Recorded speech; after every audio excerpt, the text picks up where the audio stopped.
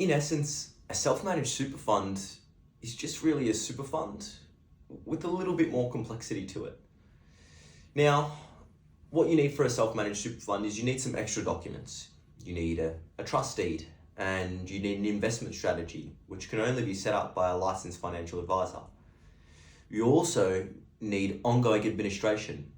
Really, accountants will take care of that, but there's some documents you'll need to oversee and sign. And then there's managing your investments and ensuring that each investment you have meets the rules.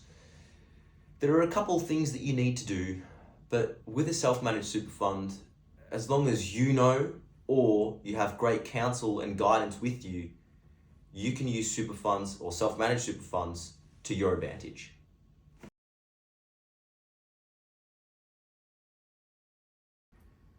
SMSFs are quite complex, and there's additional responsibility placed on members and trustees to make sure the fund runs smoothly. I've seen many people make silly decisions in their SMSFs because they didn't have the knowledge, advice, or experience in running these funds. However, with the right guidance, self-managed super funds can provide great generational wealth for you and for your family. The reason why is because when you come together in an SMSF and bring all your members in, then what happens is you apportion the fees between each other, reducing administration costs. Also, in an SMSF, you can buy business real property and own it inside the self-managed super fund. You can't do that with regular retail and industry funds. Also, self-managed super funds allow for great tax planning opportunities that can really solidify your pension plans. Altogether, done right, self-managed super funds are a brilliant vehicle to build generational wealth. And Anna raise a great question here. Who can they bring into the fund? They've got their 2 children, 22 and 18, and Adam's got his 3 brothers. Now, the issue that Adam and Anna face here is that you can only have 6 people in the fund. So including themselves, they want to add 7. Now, Adam and Anna, you're going to have to do some real talking here because one person's not going to be allowed in the fund. I'll let you guys make that decision. However, everything else is pretty fine, unless one of the members has been declared bankrupt. They won't be allowed in. Also, let's say Adam wanted to add one of his IT employees for, doing some great AI work. Adam won't be allowed to add that member in. You cannot have an employer-employee relationship be added into the fund. And let's say Adam and Anna had another child, 12 years old.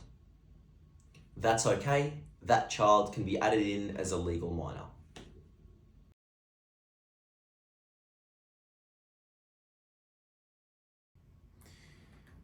Each SMSF needs a trustee.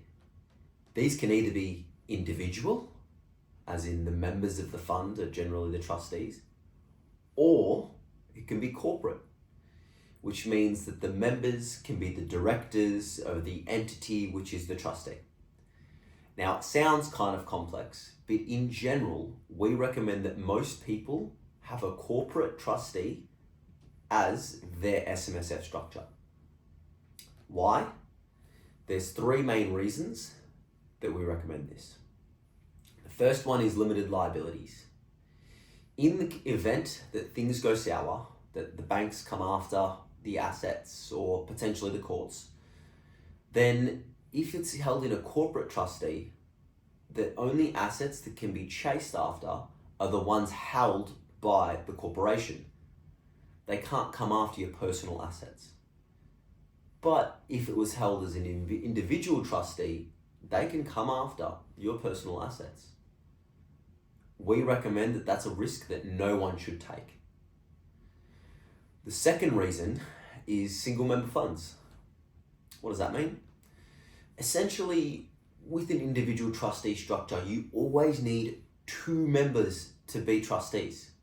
So if you're a single person, well, that means you need another person to come be a trustee, even if they're not a member. This can get really sticky, especially around succession planning. Let's say you have 2 people in your fund, Adam and Anna, and Anna's to pass away. Well, who becomes that next member? For a while, it might be the legal personal representative, but once all the assets are distributed from the estate, well, Adam needs to make a decision. He might have to add someone he doesn't really want to. In this case, it's best if people have a corporate trustee, as there can be a sole director of the entity, meaning Adam wouldn't have to add anyone else in.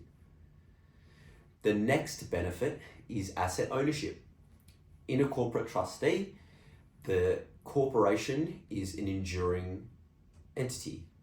That means that if a new person comes in or out of the fund, the asset ownership or the title doesn't change. This saves a lot of time, energy, and effort. If it's an individual trustee, however, well, the title changes every time someone is added or leaves the fund. This costs a lot and can take a lot of time. So we always recommend, or in general recommend, that most people have a corporate trustee.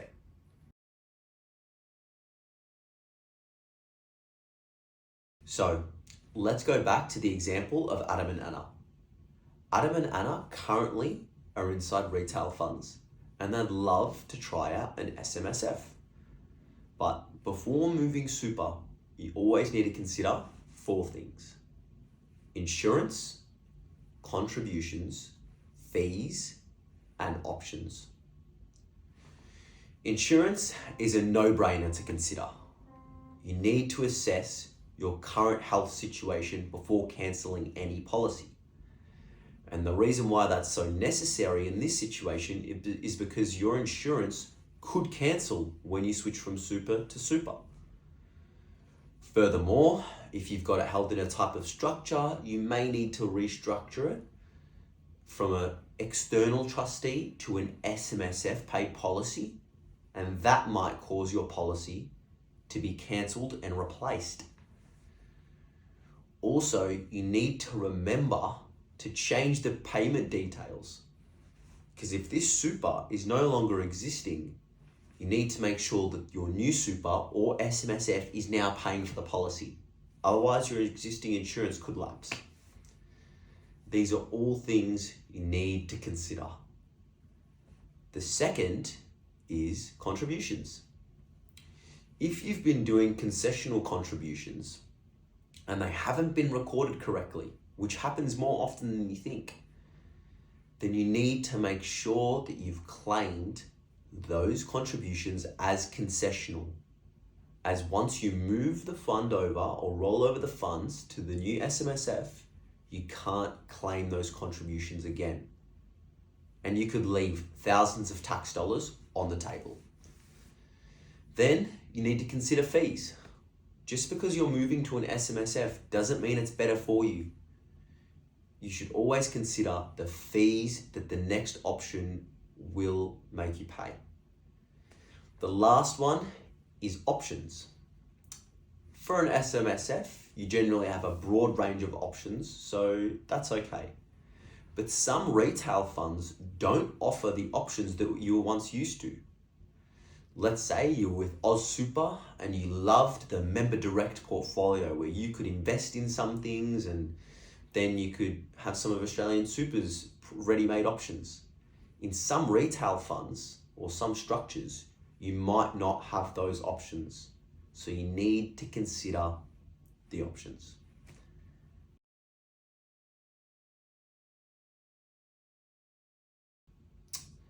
Now, this is a great question. What can and can't you have inside of your self-managed super fund? Now, to know this, there's 6 investment rules that you can use to test if an asset does or doesn't qualify. Luckily, you've got a great financial planner, so you don't need to know these rules.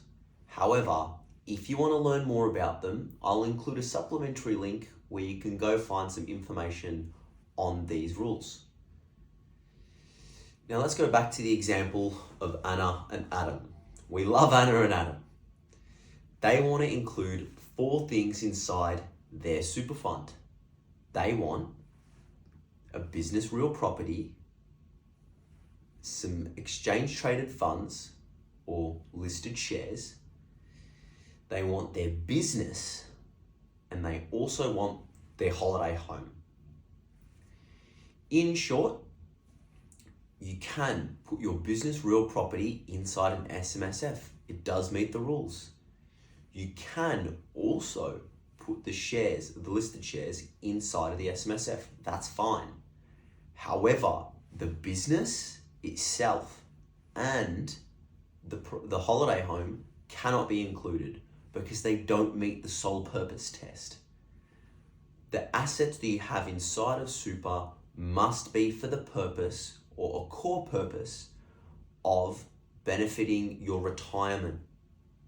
Having your business in super or your holiday home isn't for your retirement. Now, when contributing things inside of SMSFs, you always need to remember that there's benefits and drawbacks. Yes, having a property can be great because it can be really tax effective, both now and into the future.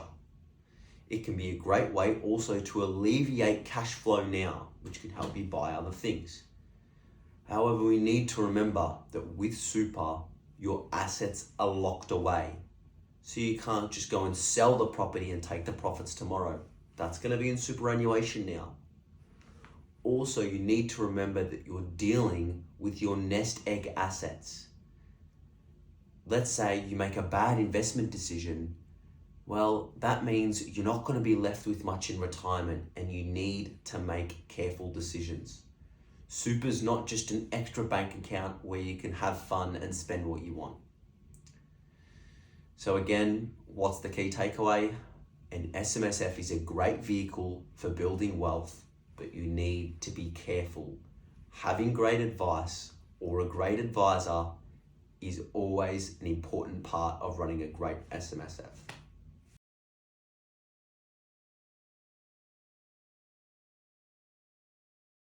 Okay, I think we're on. Hi guys. I thought we would change this part a little bit.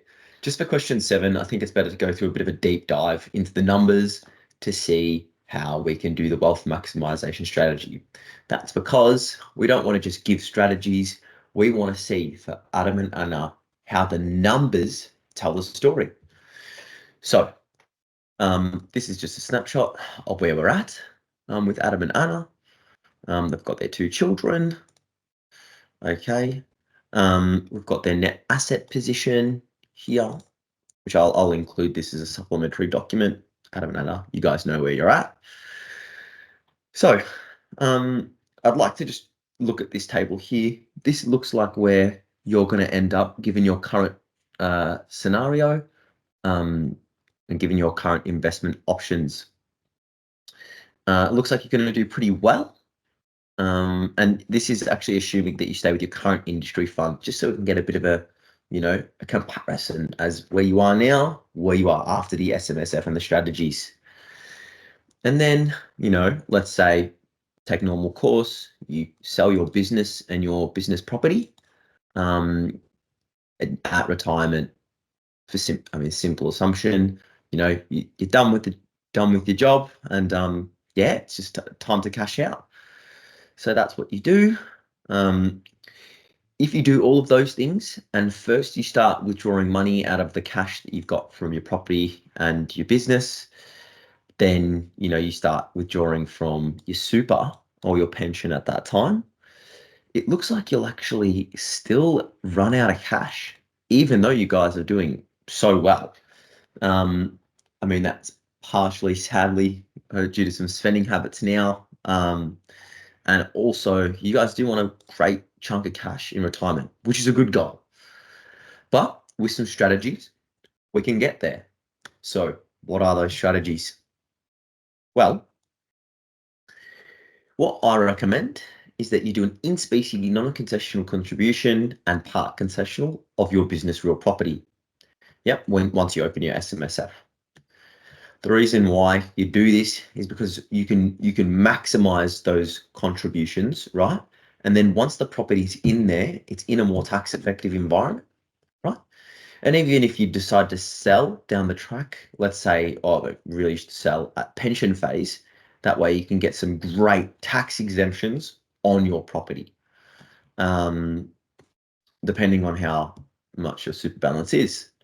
But anyways, just remember as well, this assumption also includes that Adam keeps a minimum of 6,000 in his current super because we don't want to cancel that insurance policy. Remember, the diabetes and the ongoing medical issues, that insurance policy is gold. Okay, so with all this in mind, we've assumed some more stuff for you guys. That's because of the 15K, you've got 15K. We're going to say that's a buffer, and we're not going to do any contributions out of that. It's just the property, right?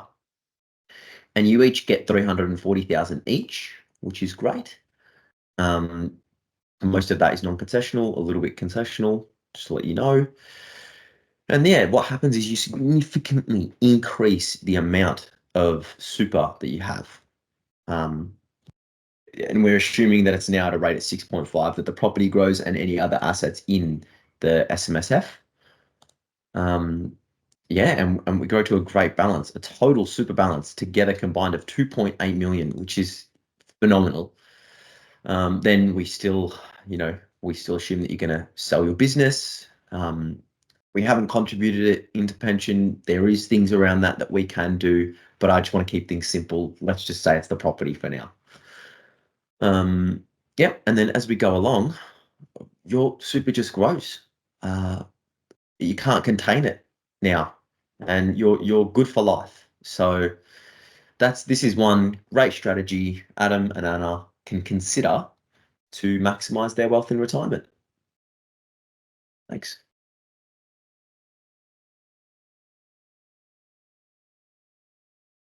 So, Adam and Anna want to buy another property inside of the SMSF. And technically that's fine. You can have as many properties inside of the self-managed super fund as you want. However, they want to finance it via a loan. Now, there's limited scope for the types of loans that you can get in a self-managed super fund. But that doesn't mean it's not available. It just means that you need good planning. The loan that you need to acquire inside of a self-managed super fund is under the LRBA loan agreements.